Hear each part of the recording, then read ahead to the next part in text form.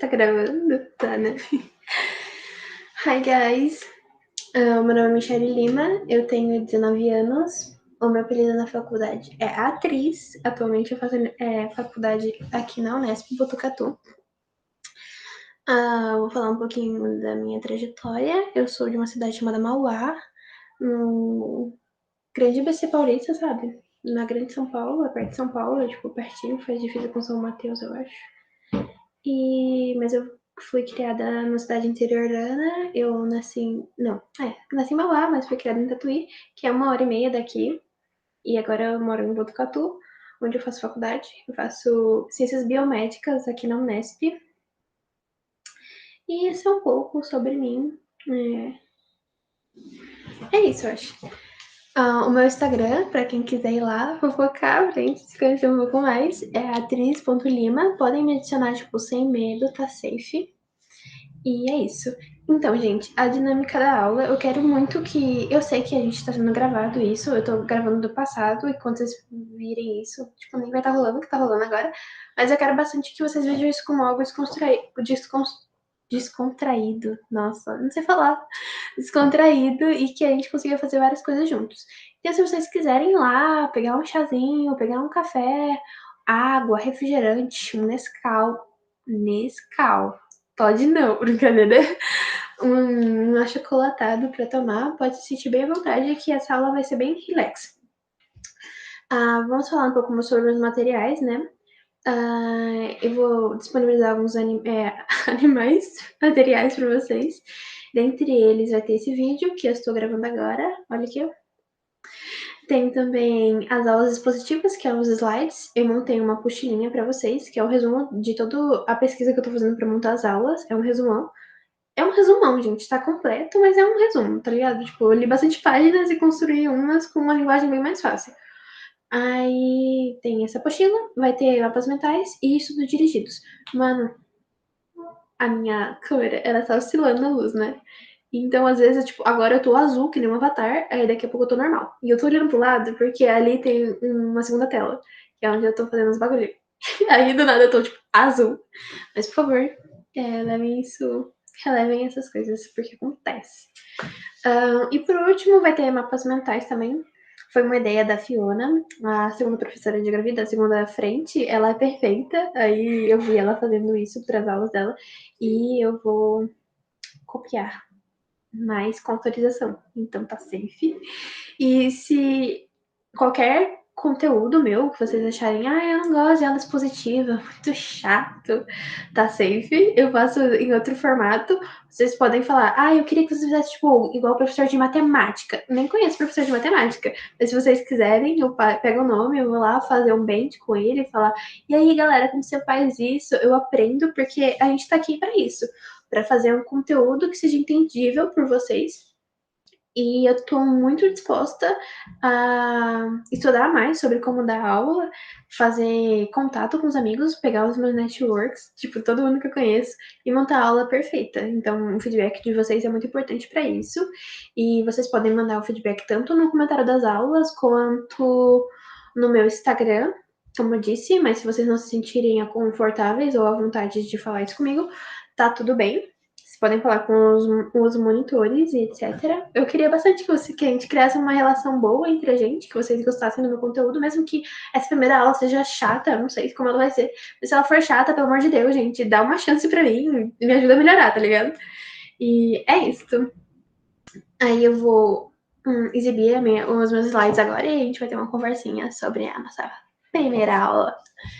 Ai, meu pai do céu, eu tô super nervosa. Espero que vocês não sintam isso. Tá bom que eu já disse, né? Mas não sentir isso ia ser legal. Uhum. Vocês veem essas coisas? Eu acho que sim, né? Mas tudo bem.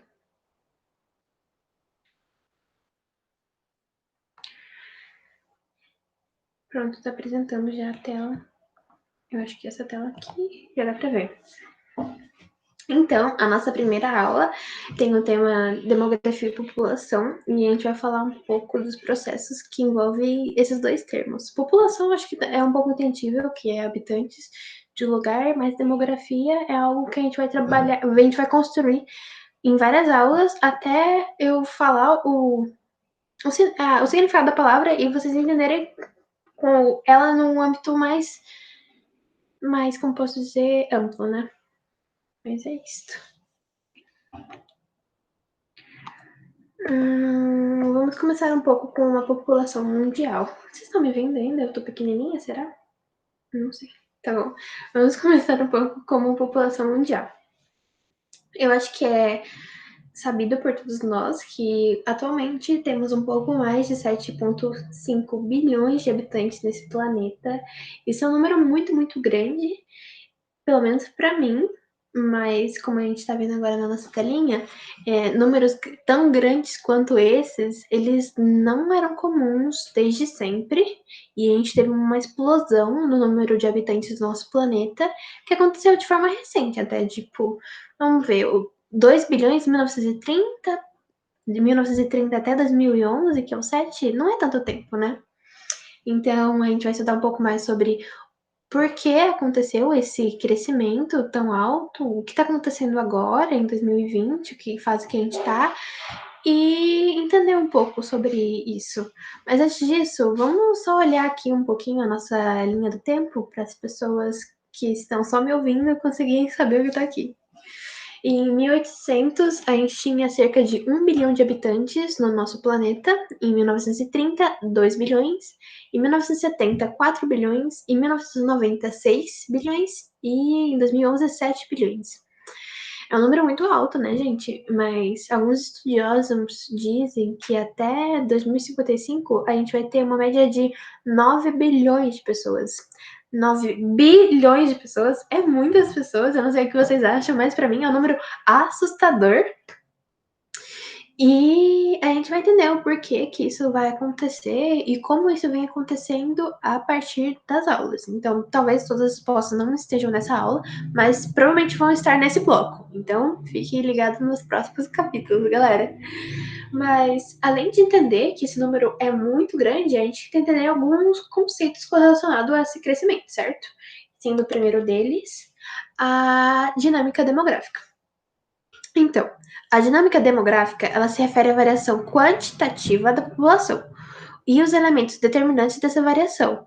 E não sei se vocês conhecem, espero que sim, para falar a verdade, mas esses elementos determinantes são umas taxas. Essas taxas são as taxas de fecundidade, de natalidade e de mortalidade. Mas o que são essas taxas? A gente vai explicar um pouco mais sobre elas, eu vou dar um exemplozinho de cada um e a gente vai entender bastante. Ai, meu pai do céu. Beleza. A primeira taxa é a taxa de mortalidade. A taxa de mortalidade se refere ao número de mortos a cada 1.000 habitantes. Beleza? Então vamos pegar um exemplo aqui. Se a taxa de mortalidade é de 20 por 1.000, eu não sei se vocês sabem, mas por 1.000 é esse símbolo aqui, esse caractere, que depois da barra tem 2 zeros. O porcento é 1 zero e o por 1.000 é 2 zeros. É importante que eu tô falando isso para parecer redundante para quem saiba, mas para quem não sabe é importante, porque normalmente não vai estar escrito por 1.000 entre parênteses, então vai ser só barra 00 e as pessoas não sabem, talvez não saibam o que é, e é por 1.000. Então, em vez de ser 1 para 100, é 1 para 1.000. Entendeu? Então é isso. 20 por 1.000 significa que morrem 20 de cada 1.000 habitantes em um ano. Mas isso é na taxa geral. Essa taxa geral conta com qualquer habitante de qualquer idade. Mas vocês já ouviram falar da taxa de natalidade, certo? A taxa de natalidade ela é um pouco diferente de mortalidade infantil. Ai, meu Deus, me confundi. A taxa de mortalidade infantil ela é um pouco diferente. Em vez de contar todos os habitantes de qualquer idade, eles contam os habitantes, vamos falar assim, até 1 ano de idade. Então, a cada 1.000 crianças que completaram 1 ano de idade, quantas delas morreram? E essa é a taxa, sabe? Morreram 20. A taxa de mortalidade infantil, por exemplo, é de 20 por 1.000. Então, quer dizer que a cada 1.000 crianças que completaram 1 ano de vida, 20 morreram. Entendeu? Fácil, né? Eu sei, vocês são muito inteligentes. Com certeza vão pegar essa. E então, vamos para a próxima, que é a taxa de natalidade. A taxa de natalidade e a mortalidade já são bem parecidas, só que uma é sobre morrer e outra é sobre nascer. Então, a taxa de natalidade se refere a quantas pessoas nasceram a cada 1.000 habitantes. Então, vamos ver o exemplo. Quando dizemos que a taxa de natalidade de um país é de 20 por mil, significa que a cada 1.000 habitantes nasceram 20 crianças vivas em um ano. Vivas é importante, né, gente? Porque pode nascer natimorto, que é quando nasce morto. E não é contada nessa taxa. E temos também a taxa de fecundidade. Essa taxa não tem nada escrito, então quero que vocês sentem, prestem atenção em mim, depois copiem o que eu falo ou façam uma anotação, não sei, entendam, mas ela não está escrita porque ela é um pouco complicada, porque tem várias variáveis que vocês têm que pegar. A taxa de fecundidade é o número de mulheres que ficam grávidas durante o seu período reprodutivo. Então, é assim, esse período reprodutivo, ele se refere à idade de 15 a 49 anos da mulher, beleza? Pegaram isso? Então, a cada 1.000 mulheres que estão no período reprodutivo de 15 a 49 anos, quantas delas ficaram grávidas? Entenderam? Eu sei que eu fiz, nossa, um monstro, mas é muito importante saber que é mulheres da idade reprodutiva, e que isso é um pouco diferente, porque não é quantas nasceram necessariamente, mas é quantas ficaram grávidas. Beleza? Aí vamos aqui a um ponto. Por que temos a taxa de fecundidade se temos a taxa de natalidade e eles se referem a basicamente a mesma coisa? Número de crianças que estão vindo ao mundo. Mas a taxa de fecundidade, ela tem um porém. Porque a taxa de fecundidade a gente usa para saber quanto a reposição de habitantes no mundo. É reposição populacional, que a gente fala. É o termo melhor, mais adequado. Beleza. Como a gente vai saber se a gente está repondo ou não as pessoas? Se, tipo, o número de mortes e de natalidade, eles estão em equilíbrio. A gente vê se a taxa de fecundidade, ela tá em 2,1. 2,1 é a medida exata para a gente saber que a população, ela está sendo reposta. Se a gente tem uma taxa de fecundidade igual a 2,1, a gente tem a nossa população está sendo reposta e está tudo bem, a gente está em equilíbrio. Se a taxa ela é menor do que 2,1, muito menor do que isso, a gente está em declínio. Então tem muito mais gente morrendo do que nascendo. E outro fato também é que se a taxa de fecundidade é maior do que 2,1, a população está crescendo pode ser em número normal, se for muito próximo de 2,1, ou em exacerbado, se for muito maior do que isso. Essa taxa de fecundidade ela é muito importante para a próxima aula. Então, por favor, grifem ela, porque na próxima aula a gente vai falar dela de novo. Tudo bom? Beleza. Outro conceito que é muito importante a gente entender agora é o crescimento vegetativo. Esse crescimento vegetativo, ele também pode ser chamado de crescimento natural. E a definição dele é uma expressão numérica percentual obtida a partir da diferença entre as taxas de natalidade e mortalidade. Eu sei que vocês são muito inteligentes e sabem que quando a gente fala diferença em matemática, a gente está se referindo à conta de menos, certo? Então, se é obtida a partir da diferença entre duas taxas, a gente diminui essas taxas. Bem, o crescimento vegetativo é igual à taxa de natalidade menos a taxa de mortalidade. Se a gente tem uma taxa de natalidade superior à de mortalidade, a gente tem um número positivo, certo? Certo. Se a gente tem uma taxa de natalidade menor ou inferior à taxa de mortalidade, o nosso crescimento vegetativo é negativo. E se a gente tem uma taxa de natalidade igual ou muito semelhante com a taxa de mortalidade e meu pai do céu, vai. Mortalidade e natalidade semelhantes, a gente tem um crescimento vegetativo perto do zero, certo?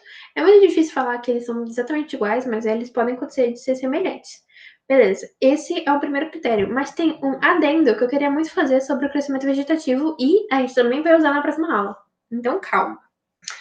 Quando a gente considera apenas o número de nascimentos e mortes, a gente está falando do crescimento vegetativo, que é esse crescimento que eu acabei de falar, que é quanto a gente está crescendo, nascendo mais do que crescendo. Nascendo mais do que morrendo. Então a gente está crescendo em número de habitantes. Porém, quando o saldo migratório também está sendo contabilizado, a gente está falando de crescimento demográfico. Bem, Michelle, o que é esse tal de saldo migratório? Eu acho que para alguns ficaram óbvios, mas se não ficou, tá suave. Mas é quando a gente quantifica o número de pessoas que saem e que entram no país. E é isso contabilizado. Se, tipo, tem muitas pessoas entrando no país, certo? Vindo pro país, a gente tá crescendo a nossa população. Mas a gente não tá tendo crescimento vegetativo, a gente tá tendo crescimento demográfico.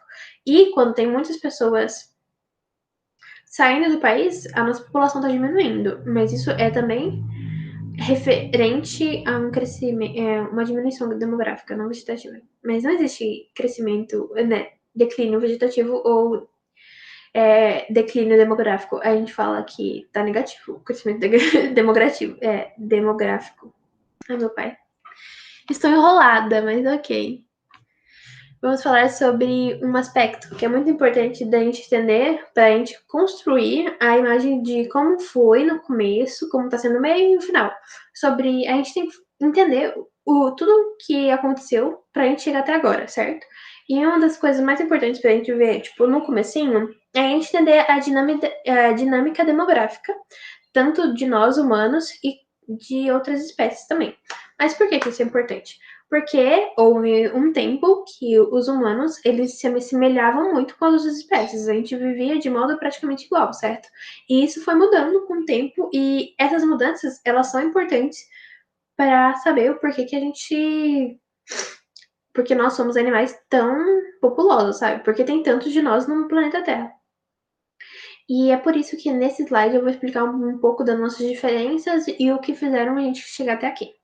Bem, a dinâmica de outras espécies é baseada na relação delas com o meio. Quando a gente fala de espécies, pode ser espécies animais ou vegetais, mas eu vou pegar os animais como exemplo porque é muito mais fácil de visualizar, então vai ficar mais fácil tanto para mim quanto para vocês. Bem, a abundância de alimentos e a presença de predadores são fatores cruciais. Também tem causas naturais, tipo de catástrofes, mas isso a gente é fácil de visualizar. Então eu vou colocar no meio desses exemplos. Beleza. Vamos imaginar que, só para fixação, vamos fazer um teste de imaginação, sabe? A gente vai imaginar o contexto.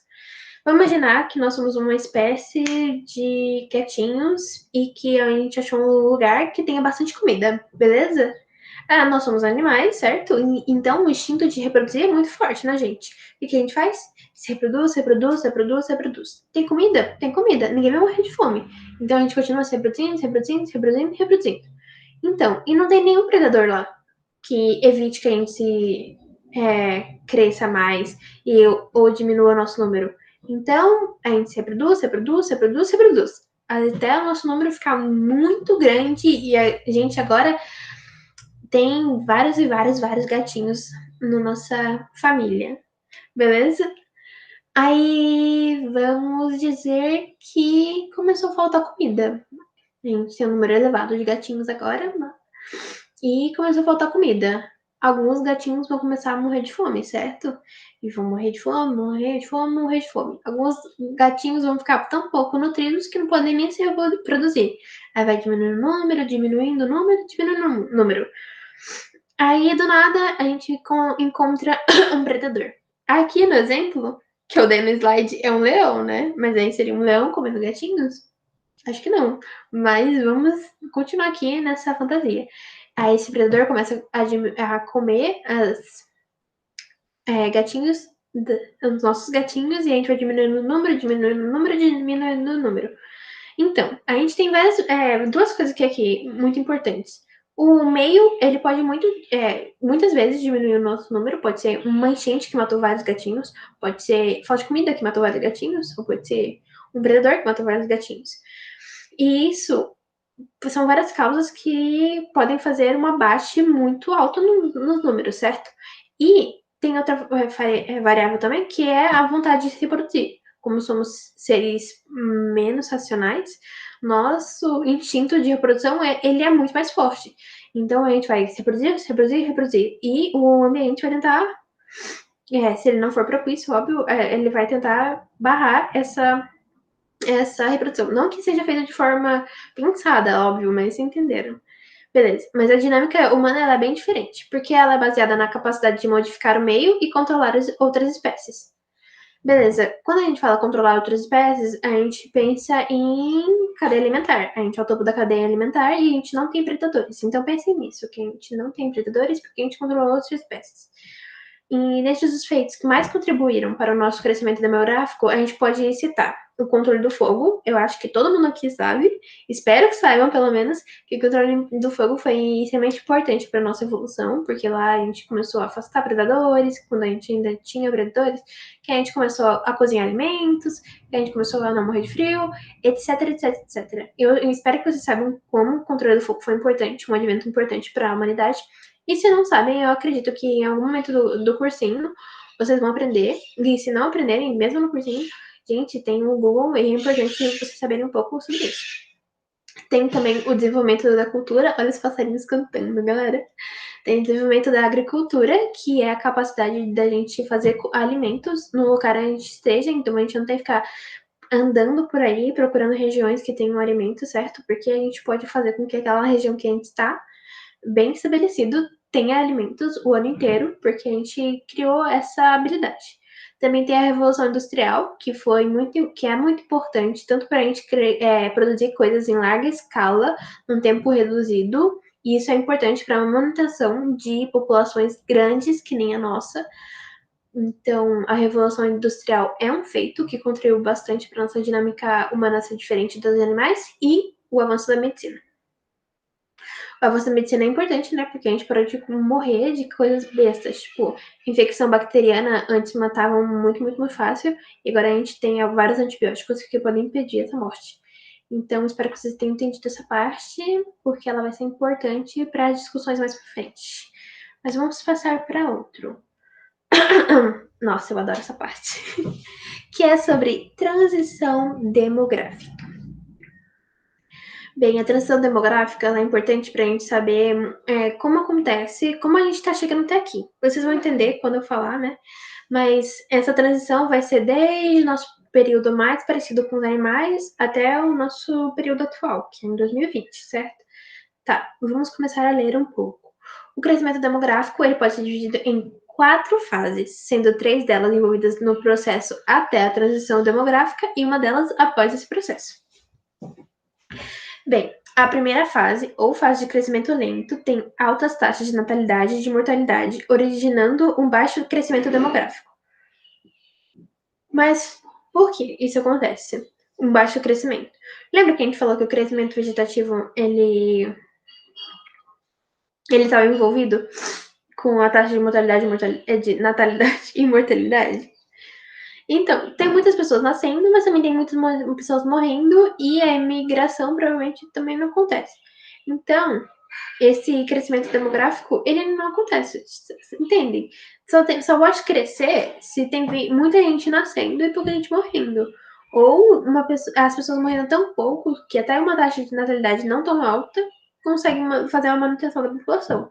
E esse não é o caso. As pessoas estão morrendo bastante, nascendo bastante, e ela continua mais ou menos a mesma. Na segunda fase, ou a fase de crescimento rápido, há uma explosão demográfica. O que acontece? A gente tem altas taxas de natalidade e baixas taxas de mortalidade, ocorrendo um elevado crescimento populacional. Beleza? Nesse elevado crescimento populacional, por que aconteceu isso? Porque a taxa de natalidade ela é muito maior do que a de mortalidade. Então tem muito mais gente nascendo do que as pessoas morrendo. Então é óbvio que o nosso CV vai ser alto. Lembram? Lembram. Sei que sim. Tá, agora a terceira fase, ou a fase de transição demográfica, ela ocorre uma diferença entre as duas outras fases. Todo mundo sabe que, não sei se todo mundo sabe, mas transição, ela é a mudança de um estado para o outro. Então, se antes as nossas taxas de natalidade estavam crescendo muito, nessa não tem tanto. Vamos ver a definição. Há uma diminuição acelerada e acentuada na taxa de natalidade e uma diminuição na taxa de fecundidade. E a manutenção da da diminuição da taxa de mortalidade, o que leva a uma diminuição da taxa de crescimento vegetativo. Por quê? Essa diminuição é tanto causada pela diminuição da taxa de natalidade, certo? Ela diminuiu, então o que antes era alto ficou baixo e aí houve essa diminuição, entendem? Sempre pensei naquela equação que eu passei. Gente, se baixou a taxa de natalidade, o CV vai diminuir. se ele vai diminuir, se assim, se o V diminuiu e a taxa de mortalidade continua a mesma, isso vai acontecer uma diminuição no CV. Ele pode diminuir, mas não ficar nulo, mas ele pode ficar nulo, dependendo dessa queda na taxa de natalidade. Então, sempre se atendem a isso. Agora, a quarta fase, ou a fase de baixíssimo crescimento ou de estagnação demográfica. Ela se observa nessa fase uma baixa da taxa de natalidade e de mortalidade, com uma estagnação da população. Então, depois que a gente passou por essa transição, a gente vê que o número de natalidade não melhorou. E ele continua baixando, ou ele diminuiu tanto na última fase, que agora tá, a taxa de natalidade ela chega até a ser menor do que a taxa de mortalidade, talvez, e que a população começa a crescer menos, parar de crescer ou diminuir, entendeu? É isso que se refere a essa taxa. Mas aí você me pergunta, meu Deus, pra que eu tenho que saber essas fases? Pra que ela vai servir na minha vida? Humanas são áreas que a gente tem que correlacionar várias coisas. A gente se correlaciona o teórico com o prático, com coisas vividas e coisas que a gente entende. E eu vou ajudar vocês nessa agora, e a gente vai correlacionar essas fases com os países. A gente vai tentar entender quais são as fases atuais dos países que a gente está vivendo, certo? Certo. Beleza. A quarta fase, ela é mais comum em países desenvolvidos ou países em desenvolvimento, mas quase desenvolvidos, certo? São poucos seletos países em desenvolvimento que eles têm essa característica, mas alguns têm. E por que esses países desenvolvidos têm essa característica? Vamos parar para pensar. Os países desenvolvidos têm um bom plano de saúde, a maioria da população tem acesso a esse plano de saúde, as mulheres trabalham, certo? Então, as mulheres trabalham, a taxa de fecundidade é menor. Os homens também trabalham, então eles também não querem ter filhos, porque eles querem focar na carreira deles também.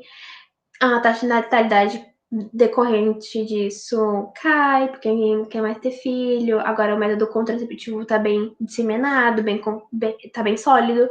As pessoas ter filhos não é mais uma prioridade. Mas aí se pergunta, tá bom, você acabou de falar várias características da fase 3, mas por que eles estão na fase 4, então? Porque essa fase 3, ela tá bem consolidada. Ela já aconteceu, não, eles não estão mais mudando. Eles já mudaram, entendeu? Isso já aconteceu, eles já passaram pela fase 3 e agora estão numa fase colhendo os frutos da 3, entendeu? E agora, tipo, a população deles está diminuindo ou tá parando de crescer, isso já aconteceu, e agora só as consequências. Entenderam? Porque eles não estão na 3 para 4? Espero que sim. Se qualquer coisa, pode mandar pergunta que eu respondo. Beleza. Agora a fase 3, que é a fase de transição demográfica. Se a 4 são os desenvolvidos, a 3 são os em desenvolvimento.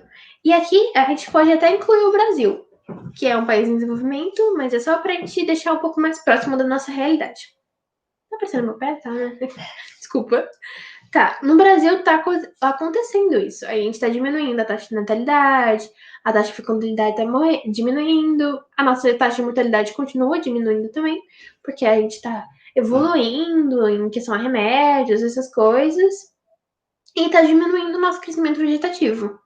Mas o que difere a gente da fase 4 é porque a gente ainda tá nessa fase de transição. Isso ainda está ocorrendo, não é uma coisa bem consolidada. Ainda tem regiões do nosso país que é comum ter 10 filhos. Isso não é homogêneo entre a gente. Né? Mesmo sendo do mesmo país, a gente não chegou no consenso. Essa transição demográfica, ela não chegou em todos os estados e regiões. Então, a gente ainda está passando por isso. E é por isso que países muito semelhantes ao Brasil, ou que também estejam na fase de em desenvolvimento, eles têm mais essa característica. Bem, agora países com a segunda fase são os países não desenvolvidos. Esses países não desenvolvidos, eles ainda apresentam uma alta taxa de natalidade e uma baixa taxa de mortalidade. Mas o porquê isso está acontecendo? Porque eles ainda têm uma vida muito ruralista, como posso dizer? uma realidade muito rural. Eles ainda não têm um processo de industrialização tão formado, então eles ainda trabalham na lavoura, eles ainda plantam o mesmo alimento para subsistência, certo? Eles plantam para comer, então eles têm vários filhos para ajudar no plantio. Que mais? A taxa de mortalidade está diminuindo. Por quê? Porque o advento da medicina já chegou de lá, seja por ações humanitárias da ONU, seja por ser coisas bem consolidadas na medicina, sabe? Tipo, antibiótico é uma coisa bem consolidada em vários países. E a distribuição de antibiótico e algumas ações humanitárias, ele é comum, entende? Que é mais?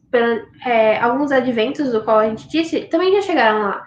Então, eles já sabem plantar, então eles não morrem de fome por falta de comida,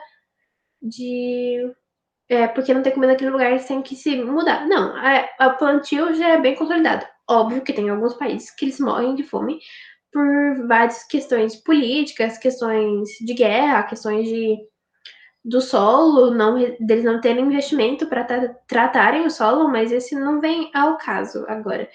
E é uma realidade triste, óbvio, mas ela não é, ela é bem comum em alguns países, mas não em referente ao globo. Mas em países em desenvolvimento ele é bem real. Mas a taxa de mortalidade, ela ainda cai em relação à natalidade por essas questões. De a natalidade ser tão alta, tipo, de 15 filhos, que a taxa de mortalidade se morrer pelo menos 4, ela ainda tem uma grande diferença. É triste o que eu tô falando, óbvio, eu consigo entender isso, mas é por essas questões. E na primeira fase, não há nenhum país ou grupo humano, talvez uma tribo, não sei, que se encaixe nela, e ela se assemelha muito mais a outras espécies, quando a taxa de natalidade é alta, porque todo esse instinto de, de reprodução é muito forte, e de mortalidade também é muito forte, porque eles estão intimamente correlacionados a como o ambiente está, entre outras coisas. Nossa, eu mudei muito meu tom de voz, né? Mas é porque essa segunda fase é triste. Beleza, vamos voltar aqui pro Up. E eu vou mostrar essa imagem que eu peguei do Brasil Escola. Gente, vai estar as referências em um doc, relaxa. E aqui a nomenclatura embaixo tá um pouco diferente e ela é proposital para vocês conseguirem correlacionar as coisas, mesmo que tenha nome diferente, você consiga entender o porquê tem aquele nome, sabe? Você pega o contexto, você conhece a coisa, independente do nome que ela leve. E você conhece alguns nomes para conseguir fazer essa correlação rápido. Então, vocês já sabem pelo menos uns 3 nomes de cada fase, e se tiver no livro ou no vestibular com nome diferente, vocês vão saber. E é nisso que eu tô confiando. Beleza? Então tá bom, vamos falar um pouco dessa fase. Beleza? A gente tem a fase 1, que é a fase de pré-transição nessa imagem, que a gente pode ver que a taxa de natalidade está alta, a de mortalidade também está alta, mas a de crescimento vegetativo está bem baixa. A fase 2, que é de aceleração demográfica, que a gente tem um crescimento vegetativo, olha, não sei se vocês estão vendo meu ponteiro, espero que sim, mas o crescimento vegetativo está alto, está crescendo, porque a taxa de natalidade está bem alta e a de mortalidade baixa. A fase 3 é de desaceleração demográfica ou a de transição demográfica, que é quando a natalidade começa a cair, a de crescimento vegetativo começa a cair, e a taxa de mortalidade, ela continua baixa. Qual que é o nome? Ai, mas ela continua o que ela já estava. A fase 4 é de estabilização da população, quando a natalidade continua baixa, a mortalidade continua baixa e o crescimento vegetativo continua baixo. Porque decorrente as mudanças que ocorreram na fase 3, beleza? Bem, agora vamos falar da teoria da modernização social. Essa teoria refere-se às mudanças que aconteceram devido à modernidade que tiveram impacto significativo na transição demográfica. A transição demográfica, só para a gente ver, era a gente parar de nascer tanto, a gente nascia bastante e morria bastante. E depois a gente começou a nascer bastante e morrer menos. E agora a gente morre menos e nasce menos, certo? Então, a modernidade acredita-se que foi ela responsável por essa mudança. A modernização social, ela tem dois aspectos, os aspectos espaciais e os aspectos culturais. Os espaciais, eles têm um impacto muito maior, mas os culturais, eles também têm o seu devido a sua devida significância. Mas ela é um pouco mais subjetiva, sendo porque a gente tem que levar em conta o país que a gente está falando isso. O país tem culturas diferentes e a gente não pode deixar isso homogêneo em todos. Mas eu vou falar disso um pouco mais para frente. Os aspectos espaciais. Aumento da produção de alimentos, melhor condição de moradia e desenvolvimento da medicina. Esses aspectos, eu não sei se vocês conseguem ver de primeira, mas eles ajudam muito a gente não morrer, certo? Tipo, evitar a taxa de mortalidade. Por exemplo, melhores condições de moradia. Moradia, por exemplo, com saneamento básico, diminui a taxa de natalidade infantil, diminui a taxa de natalidade, de mortalidade infantil e de mortalidade no total. Porque, por exemplo, a gente vai parar de pegar algumas doenças e morrer por causa delas. É bastante bom. O que mais? O desenvolvimento da medicina. É bom porque com o advento, por exemplo, do antibiótico, eu já disse, as pessoas vão parar de morrer de várias doenças. A gente tem tratamento para novas doenças. Então, isso é muito, muito bom e muito importante, certo? O aumento da produção de alimentos. Agora, a gente produz alimentos em larga escala, porque a gente tem maquinário especializado para isso. A tecnologia, devido à modernização, ajudou bastante nisso. Agora, por exemplo, mas isso tem vários pontos. A gente tem que tentar chegar ao mais amplo possível. Por exemplo, o aumento da produção de alimentos fez com que a gente tivesse maquinário especializado. Mas se a gente precisa de menos mão de obra agora, porque a gente já tem um maquinário, o que aconteceu com essa mão de obra? Essa mão de obra foi para a cidade. Aí nessa cidade, a gente viveu um mundo mais modernizado na cidade, certo? Então, essa transição foi muito importante. A gente aumentou a produção de alimentos, porque a gente usou mais máquinas, essas máquinas fizeram que a mão de obra humana não fosse tão necessária, então esses humanos foram para a cidade. Na cidade, os aspectos culturais são fortes. Por exemplo, a racionalização econômica. Na cidade, isso é muito comum. Por quê? Porque, assim, vamos parar para pensar no contexto.